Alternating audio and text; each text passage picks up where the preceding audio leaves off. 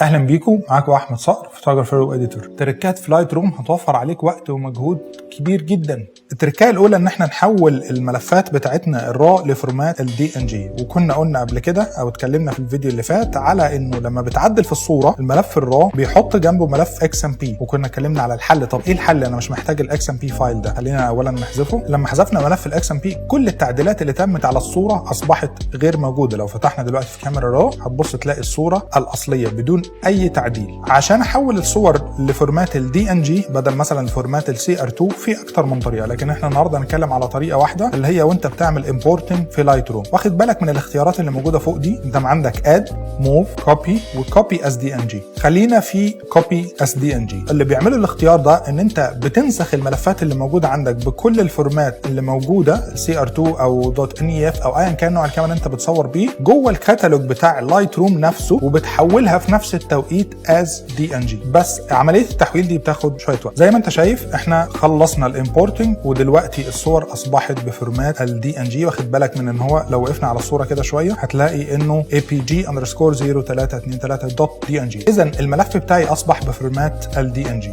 هنيجي دلوقتي نجرب نعمل شويه تعديلات. نروح على الديفلوب موديول مثلا، نعمل شويه تعديلات في الصوره بتاعتنا. هنعمل حاجات اكستريم شويه. زي ما انت شايف عملنا بعض التعديلات القويه بحيث ان احنا نشوف برضو الفرق في الصوره قبل وبعد. بعد ما خلصت التعديلات على صوره حابب ان انت تحفظ كل التعديلات دي في الصوره نفسها، بتروح على فوتو، هو الاختيار ده سيف ميتا داتا تو فايل. الميتا داتا هنا تكون كتبت الكوبريتس مثلا، اسم البراند بتاعك، تكون عدلت في الاكسبوجر او الكونتراست. كل التعديلات اللي انت عملتها داخل اللايت روم بيتم حفظها في الصوره نفسها. وهوريك دلوقتي بعد ما نخلص ازاي بنقرا الملفات دي او بنقرا التعديلات دي مره ثانيه عن طريق ادوبي بريدج. احنا دلوقتي سيفنا كل التعديلات اللي احنا عملناها في لايت روم في الملف نفسه. لو عملنا كده مثلا ورحنا شو ان فايندر، لما تيجي تظهر الصوره مفيش تعديلات. التعديلات دي كلها برامج ادوبي نفسها اللي بتقدر تشوفها. لو ضغطنا دبل كليك بتفتح في ادوبي بريدج. لو عملت كده التعديلات ظهرت، وبيعمل بريفيو او بيعمل اعاده بناء للبريفيو او الصوره المصغره الجي بي جي اللي احنا اتكلمنا عنها في الاول اللي موجوده جوه الملف بتاعك. الميزه الاكتر لو دخلت هنا على كاميرا رو، نفس المعلومات اللي انت عملتها هناك في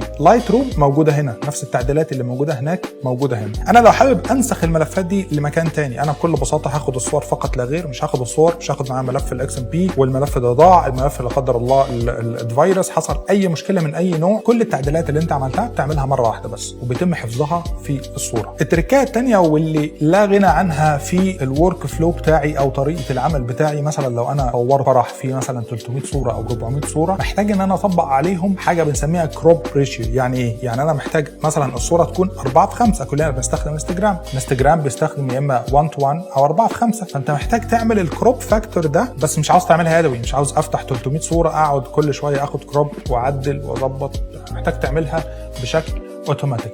هوريك دلوقتي الطريقه. طيب الحركه دي تقدر تعملها ازاي؟ تعملها عن طريق ان انت تكون في اللايبراري مش في الديفلوب، تعمل سيلكت اول كوماند او كنترول اي، ونروح لحاجه اسمها الكروب ريشيو اللي على اليمين دي. ده الاوريجينال كروب او مقاس الصوره الطبيعي اللي طالع من الكاميرا نفسه. طب انا عاوز احولها كلهم ل 4:5. بعد ما تختار اللي هي اوريجينال تنزل تحت هنا تروح على 4:5. لايت روم اوتوماتيكلي بيعمل زوم ان او كروب لكل الصور. لما نيجي نفتح الصوره نروح على الديفلوب موديول مثلا ونختار ار. واخد بالك ان هو اوريدي في الجزء اللي على اليمين والجزء اللي على الشمال، وهنا اتعمل القفل اللي موجود ده واصبح الكروب ريشيو بتاعك 4:5. لو نقلنا للصوره اللي بعدها نفس الكلام، الصوره اللي قبلها نفس الكلام. ده بكل بساطه تقدر ان انت تختار الريشيو اللي انت عاوزه في كل الصور بضغطه واحده او بعدد ضغطات اقل بكتير جدا من ان انت تقعد يدوي تعملها. احنا النهارده عرفنا مميزات فورمات الدي ان جي، ازاي تحول الصور بتاعتك لفورمات الدي ان جي في لايت روم، واحده من ضمن الطرق، وازاي تعمل كروب على كل الصور اللي موجوده عندك